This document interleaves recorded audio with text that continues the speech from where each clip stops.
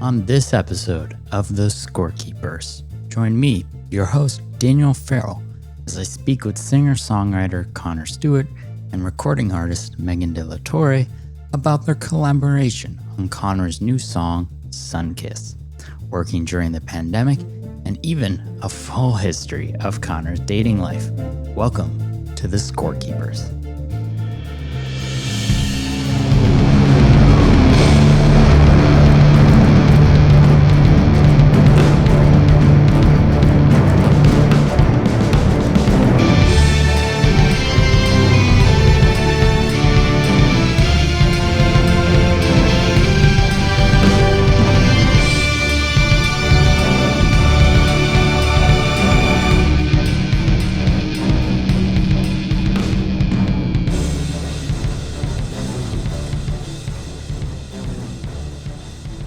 Welcome to the show, Connor and Megan. It's great to have you both. Thanks for being here. Thank you so much. If you don't mind, before we start getting in, if you guys want to share a little bit about yourselves and how you both got started in music, maybe how you guys met. Of course. Just, give us a little background. Yeah, of course. I met Megan actually back in 2019. I started writing this song September 2019, beginning of the fall, and I started writing it with James, and we did the music. I had the idea and everything, and then James told me about how great Megan was, and how she taught voice studio that we're at Mansfield Music Mentors, and I was really excited about it. And we work with our schedules, and we each had our own schedules, finals and different things like that. And so I had to kind of coordinate with her on that, and then she came in and just very, very organized, had like a spreadsheet of all the lyrics and all the. So I was we had love spreadsheets and all color coded and everything. It was really nice. It was really professional. I was really impressed. As I was up the night before, I was like, okay, I have some ideas, but I didn't want to give her too many ideas because I wanted her to, get to, do her, be creative and do that. And she did a fabulous job. It's very Thank beautiful. you. So. Well, I've been working here at the studio for 9 years. Actually, this is not news anymore to the people who work here, but this is actually my last week here. I just got a new full-time position in Southlake, and it's closer to the school I'm about to transfer to. So I'm going to be transferring to Texas Women's University here pretty soon and finish my degree in music therapy. So that's where my life is headed right now. So it's been that's super it is. I know a lot of people that do like music therapy. It's very Yeah. interesting. I did a class with a guy who does music therapy So over at cool. Rikers Island here in New York.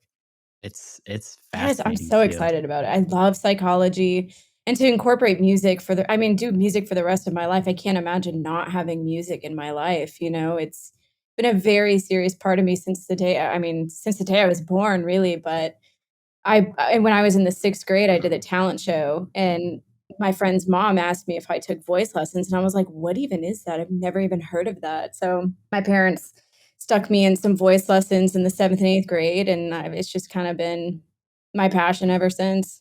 Well, you'll do great with that because all the harmonies that you came up with, that is definitely music therapy. Yeah, So. it was a lot of fun, and can't take all the credit for that. James definitely picked a lot of those harmonies for me, and they were pretty badass. Really badass, and it was in the right spots too. I think the important thing is having space in a song, and also filling the correct space too, and letting it breathe, but also giving it enough depth, and not where there's too many spaces. But so you're both here promoting your latest single, Sunkiss, written by you, Connor, and features you both on vocals. Could you tell us a little bit about the inspiration for this song? Well, I got the inspiration of this song. I was at an SMU TCU football game. I was with my dad. I got him a ticket. My former high school friend, he was like the athlete, I was the musician. He was playing quarterback for SMU, Shane Buechele. He actually is a Chief now. He got signed by the Chiefs. But I was there, and I was like, oh, this is cool. And I was in the stands with some of the SMU fans, which was cool. And I was at TCU, so I was kind of an outcast, or I wasn't. I was at my own. It was at TCU, Amon Carter, but I was wearing a TCU shirt, and this girl I was like, I was talking to. She kind of liked me. I could kind of sense it. My dad was like, she might like you, and I was like, she might. And so I was like, I asked her, like, hey, you want to exchange information, as in the slickest way I could and the smoothest way I could. And she said, no, I don't think so. If it's meant to be, we'll find each other. And I was like, find each other? That's the stupidest thing I've ever heard. That's the stupidest thing I've ever heard. And I was like, wait, that's a great idea. And the sun was out, and I had already kind of had sung something. I had listened to a couple inspiration. I had some inspiration that week, and my friend, I just heard the Billie Eilish song Ocean Eyes. Oh, So yeah. I got, so that was kind of that feel, but it was it's different, but it had that kind of likability that Sorry. The the sun sun comes out. out. It's the Sunkiss. That's what it sounds like when we start a session. Actually, when we start a session, it turns it on. It's like hello. But yeah, that's where I got the idea from. Cool. I'm very curious, for you, you're saying like it just kind of came to you. Does the music or do the lyrics come first for your Definitely the work? music. I hear the music and I have a vision for it, and it's I hear it in my head, and sometimes I get it out exactly how it is, or me and James work on it and we make it better than it was.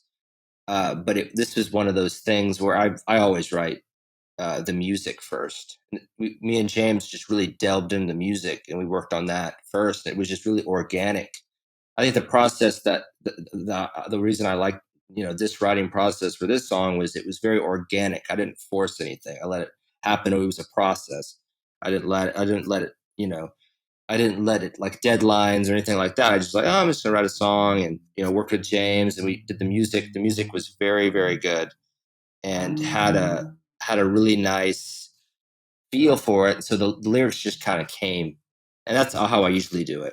When you're working on the music, does that come from you at the piano or a guitar? What do you normally write at? I play primarily piano and keyboard, and that's because I can see it. I know all the Right. chords and I can see it. It's on. I can see it on a plane, and I know all the chords, and I can get a mood from that.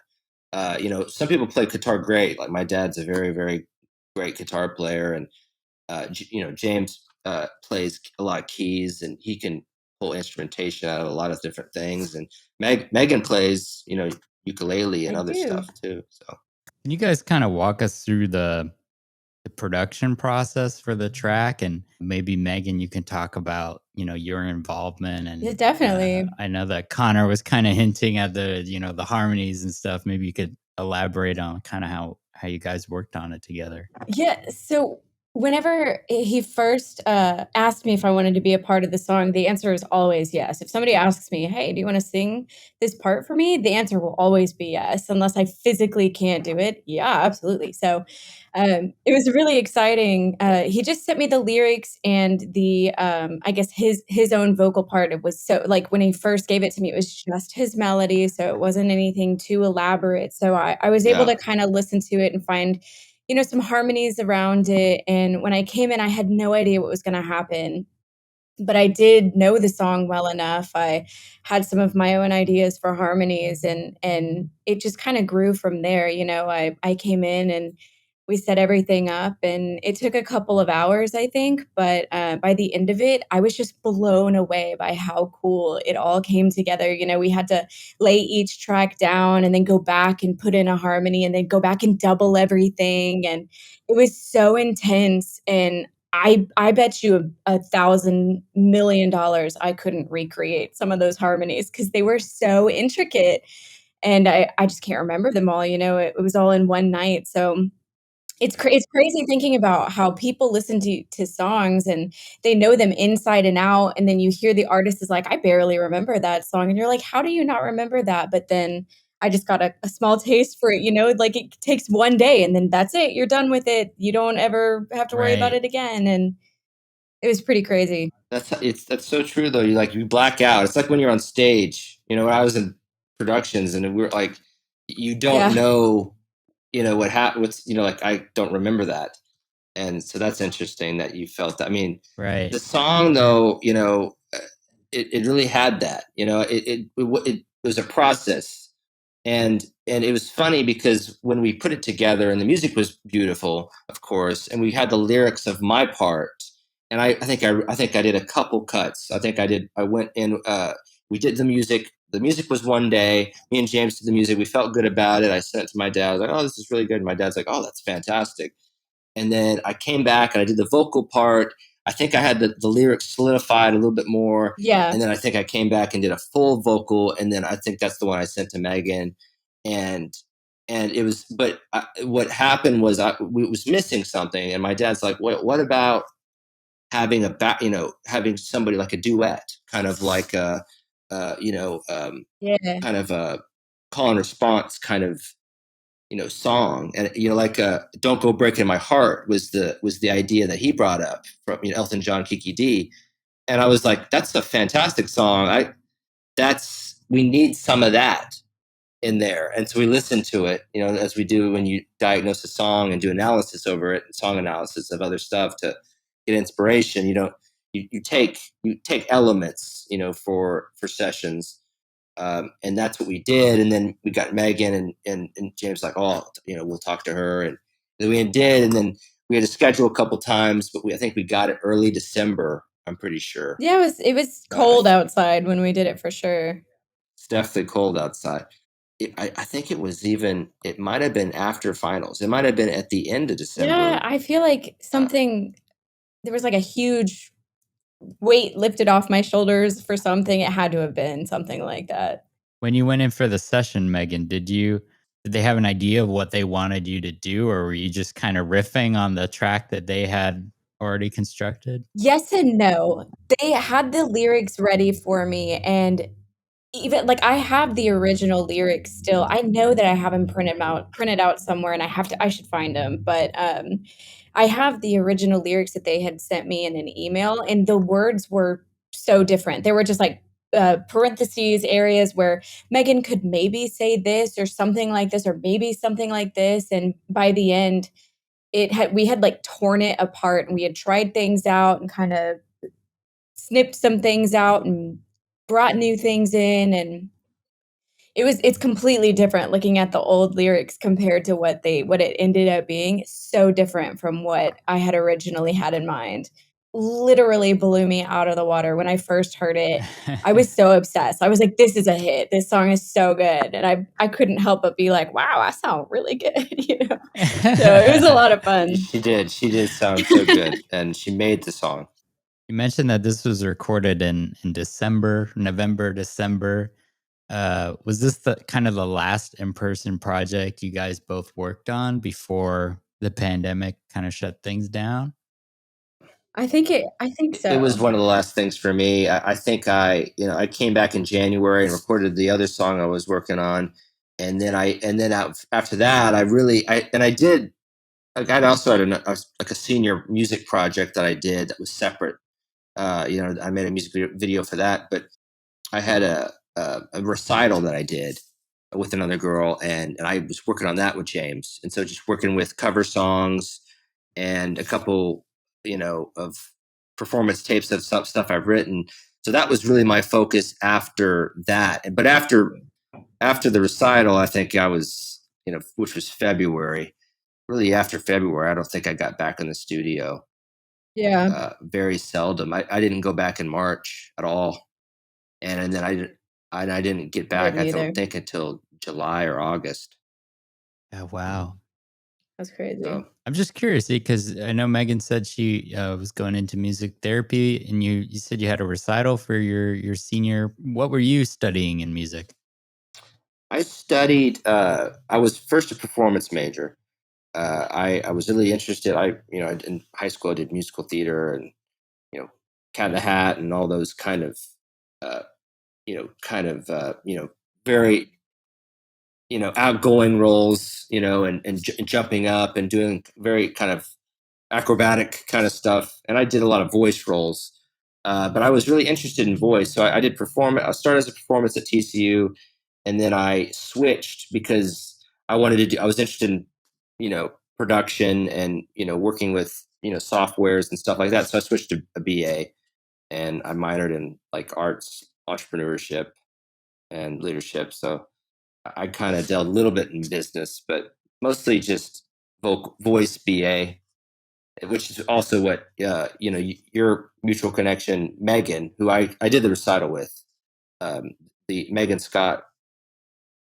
I did the recital with her, which two very talented Megans, by the way. So and great name. Megan's a ton. Everybody named Megan, I guess, is just super Pretty talented. much. Since the pandemic started, did either of you work on any projects kind of remotely or had to adapt to kind of a new workflow? I don't know, maybe the studio where you're in, did they have to adapt to any kind of new changes? Definitely. I taught online from home for a year Oh, before I that's gotta finally be tough. started coming back to the studio. It was really weird, honestly, at first. At first, it was just really awkward. I didn't really know what to do. I had to like pre-record a whole bunch of stuff and send everyone and then I'm really adaptable. I I adapt really well. So I was able to figure everything out within like a couple of months. I had this whole setup. I was down. I had everything, to a T. So it got to a point where it was pretty like I felt like, okay, this is good. And it wasn't until I finally came back to the studio and started teaching in person again that I realized, oh, that wasn't working at all. It kind of worked, but it's really hard to teach a voice lesson online. I commend myself for being able to do it for so long, but it was difficult. Yeah, music is one of those things. I, I think other classes translated well to online, online lectures, but I don't think Mhm. any of the hands-on music ever really So translated that weird. well. So weird. And, I also teach at a school called North Star. This is also my last year there. They have graduation on Thursday. Um, but I teach at a school, there's 7th through 12th grade in Arlington. It's this tiny little private school. It's inside of a house. There are like 50 kids in the entire school. And they have been online for the past year as well. And actually, like last last spring they started being online. So the fall and the spring, so 2 springs and a fall that we've been doing everything online. And I teach the ukulele class, and I'm the choir director. Now, choir on Zoom is actually Gotta be. impossible. It was so hard. It was really frustrating, but we made it through. We just had our first in-person performance for the spring show recently, and it went That's gotta surprisingly feel well. We good. did like this hybrid kind of thing. It felt amazing. We pre-recorded the choir singing with their masks on outside, and we made this little montage video, and we did all the live instrumentation. So all the kids played along with the recording of the choir singing, and it was really, really good. So it was a proud teacher moment for me for sure. That Good is, last year. you definitely make the most of it, and you get creative Yeah. and you think outside the box. Yeah, it's really I have grown so much in the past year. It's insane. I'm a completely different person. COVID, it sucked, but I'm really good at seeing the positives in every negative outcome. And there have been a lot of positives that have come out of this whole situation. I'm not gonna let it get me down. I'm too happy. Get the good vibes. The good vibes. It's the positive energy that can't bring you down. What about you, Connor? Did you have any projects that you had to kind of adapt your workflow to? Well, for me, I was, when we did finish Sunkiss, that was my last music class. So my minor was I just that was my last semester. I just kind of worked my minor. I was chill, and I did after the recital, I was really done, and so I went to choir. TCU went to choir in Arkansas, and we went over there and we came back and we performed. It was right before everything shut down, and I was hanging out with my friends, and I was like, man, this really feels like this is it. And then it was. And I didn't know that. And my roommate told me, he's like, oh, don't tell anybody this. The school's going to shut down. And I told my mom. And then she told the mayor of Arlington. And he told everybody at the grand opening of the Texas Rangers Stadium. But I had the same thing. But it wasn't really a big deal for me because my group, we worked on a capstone that kind of got all the arts together at TCU because they're really kind of disjointed. And that we were able to work harder on this capstone project and work on our financial plan and work on our our summary and everything because everybody was at home. They couldn't go out with their boyfriends or girlfriends. They were stuck. And so we got a lot done. And I did a couple things, course virtual, and I did a piano final that was really anticlimactic on the thing. They're like, all right, you got an A. And I was like, really? Okay.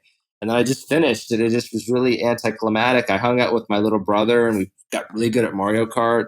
I did work on one song with my dad, but we did it virtually, through the studio with James, which was interesting. And it was for the COVID relief and for the first responders, which was a cool song that my dad and James worked on. And then after that, I kind of wrote off and on. I went on a lot of my open mics and, performed at a against domestic abuse thing in Dallas. And I've just performed at a couple places, and it was just really dead for, a while. I did a couple internships, but, it was just a lot of, you get out in the world. Like Megan said, I grew as a person too. I mean, because I had to think on my feet, and it's, you don't have any performances. I managed a couple venues, one in Houston, and it's just, you think kind of more on your feet. You're out in the world and out and about. Obviously this pandemic represented like a huge creative block for so many people in the arts, right?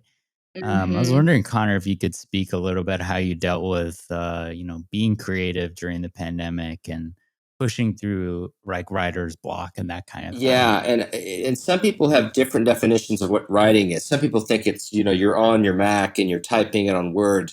But I don't necessarily, after talking this, recently, I think writing is also just a recorder. You record things that you might forget. I was talking to another artist the other day. He's in LA. Uh, and he was saying how he's like, just always have a tape recorder out. And so I was thinking, man, I didn't really write that much, but I really did. I was struggling through certain things. Mental health's always hard during those kind of things.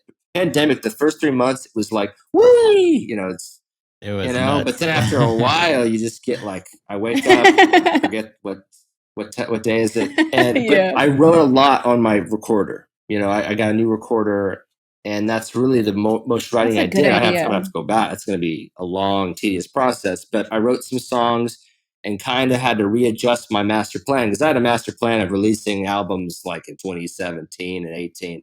But that was kind of when I was young and naive, and it's like, yeah, I'm working on an EP, and it's I'm glad I've kind of seen the world, and labels are labels, and so you want to get with the right people and the right connect and the right vibes, the right energy and positive. And when I was a kid, I was like, I want to sign with a big record label, and I think now as I've gotten older, I've gotten smarter, and I want to help other younger artists that are in that same position.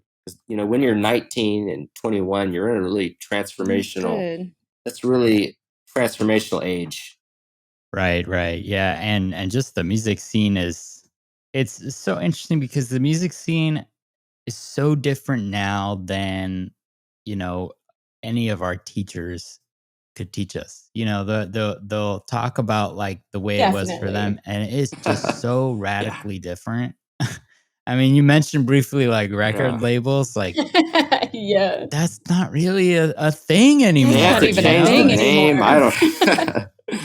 Yeah, right. Back in my day. I'm curious if either of you see live music and the sort of path of music changing as a result of the pandemic, whether it's more remote stuff, hybrid stuff. I mean, you mentioned your choir concert with the hybrid stuff. Just talk what you guys think you could see the future of I this. I definitely mean, and see Megan's that. been to a lot of stuff. Yeah, I have. We actually went to a drive-in rave last summer. It Interesting. was the coolest thing. Like, honestly, the thing that I hate the most about going to the club and, seeing your favorite people is that, one, everyone's on every single drug under the sun. So everyone's obnoxious and you want to be away from all, and the worst part is, like, it's so crowded and people are trying to dance all around you. I like to dance, so I want like my own space. So I always end up in the very, very back, and it still ends up too crowded and it makes me so mad all night long. We finally go home, whatever. But this drive-in rave, you had to park in a very specific, like, you get your spot. You had to keep your mask on the entire time, and you weren't allowed to leave your area, especially without a mask. Unless you were, like, going to the bathroom or something, but you had to stay in your area, so everyone was so distant, like, so socially distant. You could see the stage, they had, like, a whole thing set up so you could see the DJ, there was, like, a screen, so you could see everything That's that was really neat, though. happening, and it was super loud. It was the coolest thing it was so much fun, probably better than any rave I've been to. It felt more like a music Like an festival, really, ACL. and I've been to a Yeah. lot of those. A wildflower of Yeah. ACL. I do a lot of live shows. I absolutely love live music. My siblings and I are best friends, so, we always end up going out together, and, my party people is my family, literally and figuratively, they're my family, so we're constantly going out and seeing shows, so being able to still do that now, it's so different, but honestly, I prefer it. I feel like there's both of it. So like you're talking about raves and you get your own space because you're in your own car and you can jam. Yeah. But there is kind of a personal, in my opinion, I think personal. You meet people and you have a personal connection when you're there. Yeah. It's different when you're just kind of in your PJs and you're just watching the concert. Like that's like a music video. It's neat. Yeah. I think Not really the it's same. not the same, but I as I'm talking to other people, and I even spoke to James about this a little bit, and it's going to get more where Rocco and Jerry are in. One's in L.A. and one's in Florida. You're in Mansfield, and you're there live, but they're in two different locations. But the sound systems Yeah. are behind you, so they can. You'll have people there, and then you'll have people not there. It's going to be a little bit of both. That's kind of what I see. Yeah, I think the hybrid stuff. It's a good idea. I think the hybrid stuff is such a great idea. I've already seen, so many like groups that are kind of exclusive to exclusive to like New York, Broadway groups and Mhm. orchestras and bands and stuff that, perform locally around here that have gone hybrid. And it's like so many people would never get to experience like Mhm. any of that stuff if Yeah. it wasn't, Yes. live. And so you're in, yeah, That is that pretty is really, cool. really, and you're in New York, right, Daniel? Right? Yeah, I live in New York City. I was here all the way through the pandemic. I should get Ooh. some sort of like badge You of You should. should. honor for That's being that's really here. hard to do. I mean, I love New York, but I don't know if I'd be there now. I mean, I feel like it's a good spot though. It's I've always loved it. I think it's rebounded Yeah, so I'm well, sure I it and bet. has. it was it was the first couple months, or it was it was interesting, I bet it was like hard. seeing the entire city just like quiet, and the only thing I remember, like, all the roads are empty. The only thing you ever hear is all the ambulances, and it was something out of a Oh yeah. movie. It was kind of So like weird. unbelievable that this was happening, and then kind of just spread across the country. But yeah, initially here in New York, it was absolutely wild. I I bet. heard, Just but seeing but you that. all sound like you rebounded nice. I mean, nothing kills New York. That's the city that never sleeps. Oh yeah, New York strong, Um, baby. no, but yeah, Yeah. They rebounded so well. They've been so good about keeping the infection that's rates good. low, and the Mhm. vaccine rollout has been good here. Have you guys got I vaccinated just yet? I just got my Yeah. final vaccine today, so I'm fabulous. Wow. What did you The get? You got Pfizer. the Oh, Oh, no, that's I the got the better one. Pfizer as So well. I got That's Moderna. I wonder I'm if the tomorrow loser. I remember I got the vaccine and then the day after I'm it fine was right just now. That was awful. I was like, me. man, I'm I was fine the day Wait of, till but then, like tomorrow. 12 hours later, it hit me like a bus, I'm gonna have man. someone drive me That's how around. we were after the first shot really got us. My boyfriend and I got our first shot in March, I think, and then the next day, I like, even just through the night, I had a fever already by 9 PM the day I got it, and I went straight to bed, and throughout the entire night, I could barely move. I was so uncomfortable. I felt so awful. I was sweating, yet I was freezing, and then the next day, we were miserable. I had the worst migraine. It was worse than we had COVID in January. So, or we got COVID. We don't even know Wow. how. We were being so careful, and we ended up getting it That's anyway. right. But the first vaccine really put us out. It was awful. I had to call into work. They say It that sucked. people Yeah. that get COVID, the vaccine hits them worse. Yeah, that's what yeah, it definitely did. And the second one, I still got a fever and I was kind of exhausted all day, but it wasn't half as bad as the The first first one. one for me, like I was tired. I slept 4 hours a day, but I do that anyway. And my jaw, like I had a session like the next day. Like I have a session tomorrow too. That's gonna be Ooh. Yay! and my left Ooh. jaw was like I came in, I sang a song, and it was actually one of the better sessions I've had vocally. And I was like, but then I just my like arm was like limp, Ooh, so and I Oh, sore. couldn't yeah. lift it up. So Yeah, it was, Mm, it's so weird how it just affects everybody, like, completely different. But I guess I it's the know. same with, like, So COVID itself, crazy. so many people just had, like, crazy reactions to that Yeah. disease. But I'm so glad everybody's getting vaccinated, and, I went to a bar on Saturday for the first time in, like, over a year. nice, So nice. it's Yay! just absolutely crazy to, seeing life slowly kinda getting back to Yep. normal. Was it that one bar? There's the one bar. It's like a techno Mexican restaurant. It's right near NYU. I went there once. No, no, I don't live near NYU. I live out in Oh, Queens. oh, It's it's a gay bar down at the end of my street, oh, and they do like drag nights and everything. It's Yes. oh awesome. wow. They're I so bet Yes. Oh, good. that's so much It's there real fun. fun. are a lot of fun people. Yeah, I bet you've seen some famous drag queens then. My There was friend, I a couple. love Yeah, drag there's a couple queens. famous. I, There's a couple of Yes, I'm famous so I queens. need. jealous. I wonder if my friend Connor Santos. He goes to all of them, and he knows all of them. I mean, he's really connected in the theater world, but also probably knows a lot of the drag shows. It's like It Comic really Con, but is. in a different way. It literally is. It totally is. I'm a You're nerd as absolutely right. I'm into like I love fandoms are fun.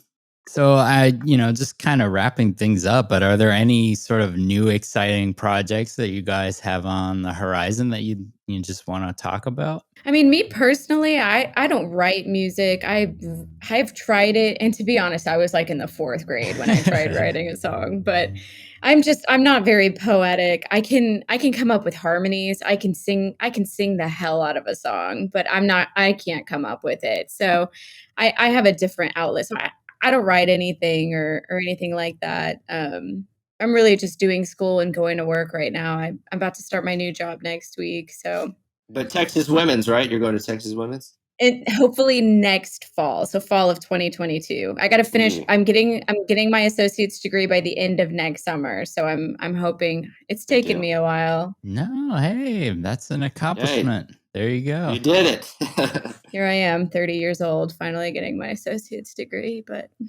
You sang on Joel I Icon's did, yes, record, I've right? actually did Yeah. yes, I've done a couple songs for a gentleman named Joel Icon, and he's from Nigeria, actually. I believe oh, my alarm's going off, sorry. He's super cool, and he has this, you can find his songs on Spotify as well. The one that I did with him is called Crazy About Me. Um, and so I did all the harmonies on that one, and then recently, actually during COVID, we came in and we recorded another song from called 7 Days a Week. So that one hopefully will be coming out soon. I like that one better. It was way more fun. But yeah, some stuff coming out with him as well. Yeah, he's a crazy talented guy. He Yeah, he he's real cool. sings more, I guess, spiritual. Is it like kind of a Christian. Yeah, it's Christian definitely every song is about Jesus and his love for his God, and it's really great. He does a really great job. Yeah, I've been meaning to meet him. I heard he's a really cool guy. So for me, I think it's just I'm just still writing and working on, releasing a song this week. I'm releasing. It's completely different than Sunkiss. It's completely different, but it's its own thing. It's more of exciting. it's We'll like have our to David plug it. Bowie kind of rock anthem kind of, clanger. It's a definite, like, it's a different kind of bop. It's kind of rock pop, different. But I'm working on Interesting. songs, progressively every Ooh. month. So, but I'll let y'all know about those. Follow me on Instagram, CJ Stewart Music, For and sure. also follow Megan too. Just Megan DLT10. Yeah, we'll be sure to plug your Instagrams and your Spotify pages. I know Connor has, but Megan, do you have does yours have like an artist thing for on Spotify? No, I don't. I've never I do have Spotify, but nothing specifically for my songs, which the other one's on Spotify too. Well, we'll definitely plug Sunkiss and that other song. Oh, I haven't told you the just title yet. mentioned. It's another S song. It's Surface Girl. That's the title of it. Surface Girl. Yeah. Interesting. So What was the inspiration for this one? it was actually farther back. So I had some songs I wrote in 2017 when I was like a sophomore in college, and it was written because from a girl that I really was infatuated. I liked her, and she was kind of like, she kind of leads people on, but then she led me on, and I was at an event. I don't know if you guys have heard of Ben Rector. He's a song called Brand New. I was at I put on a concert for that. He's like da da da da da da da da da da da da. He's decent, but we put on a concert for him because I was part of an organization called The End, and there's this girl that I really liked, and she led me on. We had this conversation. It's like, her eyes sparkled, and I came up with like 3 songs in that one moment and that one day. But then she ended up going with the skateboard dude at the end, and then they walked away. Like, I was walking one way, and she was walking another way with her like tall boyfriend or new boyfriend, but then he ended up cheating on her with like a bunch of girls. He's a shark. He was the shark. So it's kind of got a water nautical theme. If you check my Instagram, with those cover arts. But it's cool. Different. That sounds cool. I like that kind of beat, but it's a different kind of beat. But it's. I guess we just need you to keep not getting girls so that we can keep getting all these banger tracks. Like the male Taylor Swift. Yeah. I'm trying to get to that level. I think I'm getting there. Progressively.